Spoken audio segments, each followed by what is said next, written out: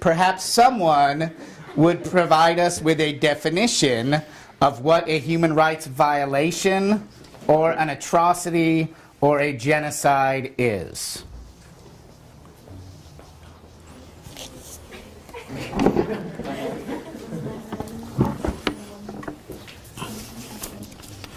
Okay, there should be no side conversations. If you have something to say, stand up. Well, to start off with the second question that Dr. Leach asked, to describe the definition of a human rights violation, an atrocity, or a genocide, well, a violation, of course, would be something like breaking into someone's house. That's their right. It's their right to privacy. Of course, rape would also be another violation. And killing someone would be a violation. An atrocity would be many of those violations occurring in one set period of time. And of course, we all know genocide as the systematic killing of an entire race as a deliberate attempt to wipe out the race. So the Holocaust had, well, the last two that I described, the atrocities and the genocide.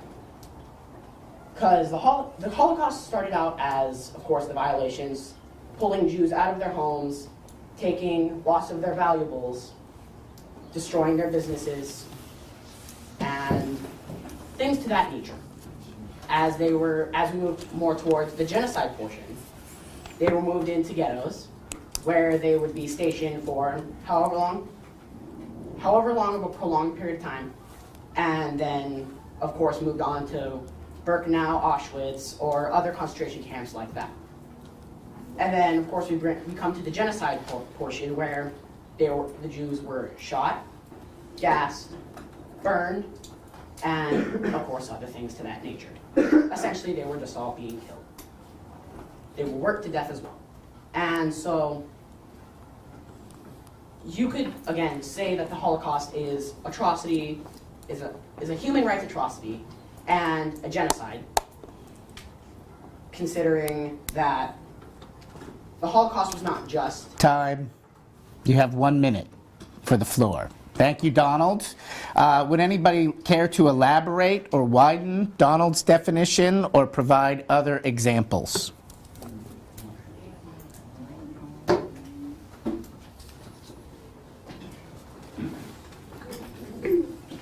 I understood that you said in the beginning, one of the first things you said was that violation was a private life, lack of privacy. And you also said that they broke into Jews' homes, they took their valuables and stuff like that. So wouldn't that also be violation? I would think. Oh, yes, but it... Yep. That's all I wanted to say. Okay. Well, I was beginning to say before I was corrected by Dr. Petrie. Yes, they were violations, but with my definition of the atrocity, they happened on a much greater scale. Things much like Kristallnacht, where they broke into homes and they, of course, took their valuables and then burned synagogues, and they burned Jewish Bibles and things to that. Okay. So. Thank you, Donald. I'm interested in hearing more about some of the human rights atrocities that took place during the Armenian genocide or the Japanese invasion of China. Can someone describe some of the human rights atrocities that took place either during the Armenian massacre or the rape of Nanking that is in the reading that is in front of you? Well, Dr. Petrie, I found that men and boys were massacred and women were sold, additionally among Muslims, during the Armenian genocide. And that's all.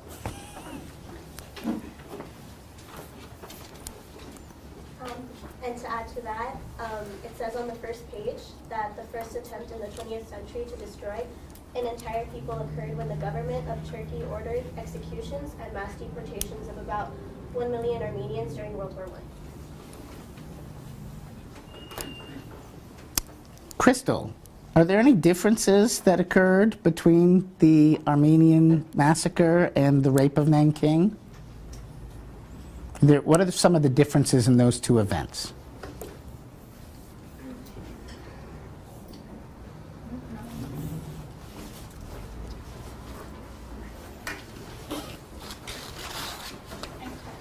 So, can you tell us anything about either event? Oh, I'm so sorry I put you on the spot, honey. So, in order to move the conversation forward, who might be willing to discuss or provide examples of some human rights violations that are occurring today?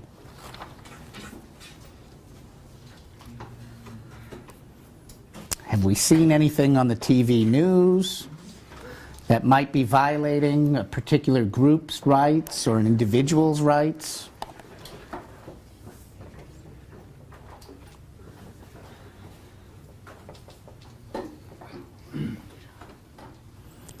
Did I mention you're being graded on your participation in this event today? You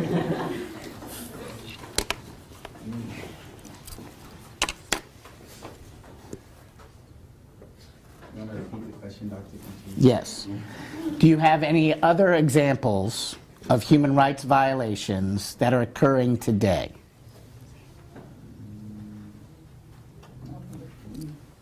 I was asking the question. Are there any human rights atrocities happening today?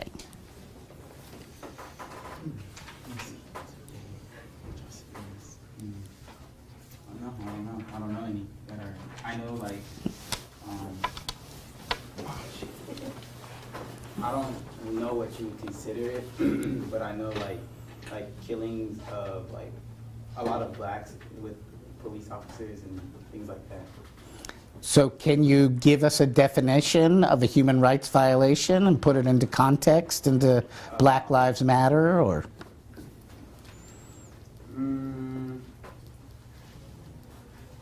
I can give you the definition of a human rights, but I don't know if I can put it into Okay, play. try us with the definition. Well, it says it in violating someone's human or someone's rights, basically. Just doing something that you're not supposed to do to someone else.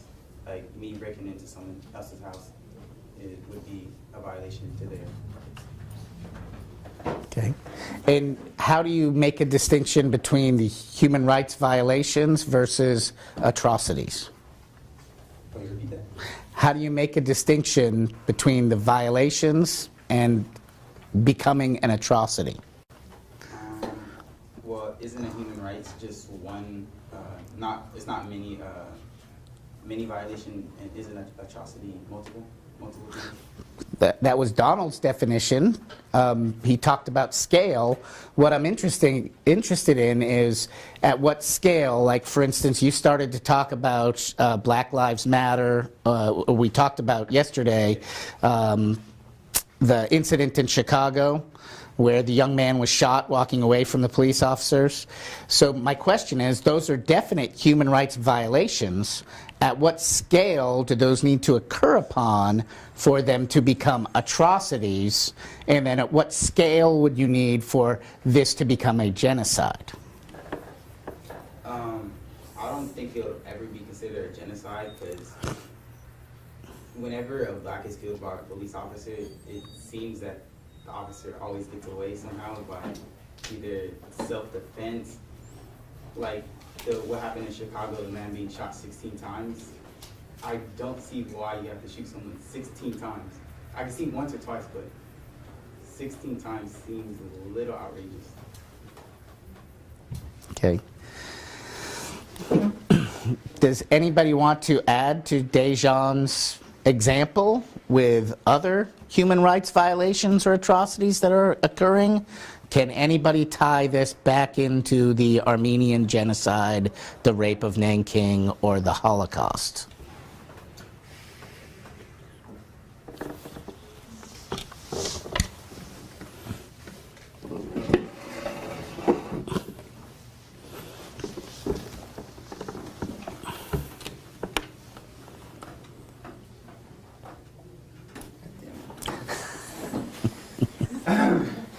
So how this can be related to race making or human genocide is that it is our human nature for us to think that we are somewhat better than someone else because of some of the way someone looks. So like how white people have always treated people of other race wrong since way back before time can predate to it. And it's also something like the Armenian genocide is people thought that they were just not worthy of being alive, as same to the Holocaust, that Germans thought Jews were just a race that wasn't civilized or in any way meant or should be alive. They were just people that don't even deserve to be alive. So just how people think that they are better than others just because of their race, and it's something that's not right. People should just realize that we're all equal, but something that not many can do.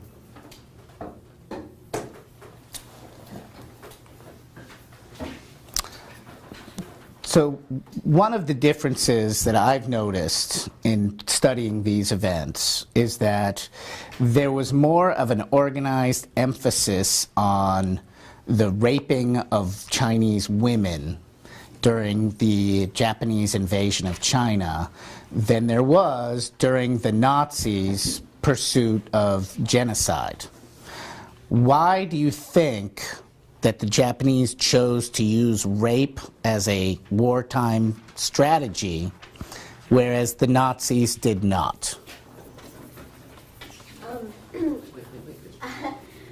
I think that's because the rape of Nanking was to symbolize power, and the genocide of, the Nazis didn't use rape because they were emphasizing the superior Aryan race, and if they did rape women as much as the rape of Nanking, then they would just be contradicting themselves.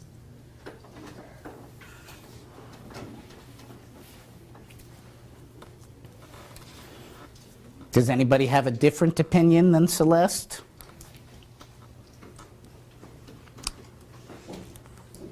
Celeste, I agree with you on what you said about the Aryan race trying to have a superior Aryan race above everyone else. But I think that it was more, they were again told by the generals that they were not supposed to be doing these things, like raping and doing all these violations of these people's privacy during that. They were just there to take over China. They weren't trying to ruin the people's lives all that much anyway. And so it was more, the Nazis were, of course, trying to keep their race pure. And as they said, the Japanese soldiers at that time were kind of reckless, and they weren't disciplined enough to know that, hey, we're not supposed to be doing this. And even the marshals, or whatever you would like to call them, who were above these soldiers and were told by the generals, you need to tell your soldiers to stop doing this, didn't enforce it. So I think it was just a matter, they didn't care for these people. And backtracking to what Stephen said earlier about the whole white people being racist across time, that can really apply to all races. Black people have never been taken too kindly to white people. Yes, I understand that's somewhat at fault of the white people. Again, we've treated the Native Americans like dirt, and Asians, we haven't really cared all that much. Okay, I'm going to stop this right here because we're veering off course, and I appreciate you sharing your opinions, but really what I'm looking for is, can this class make distinctions between human rights violations, atrocities, and genocide?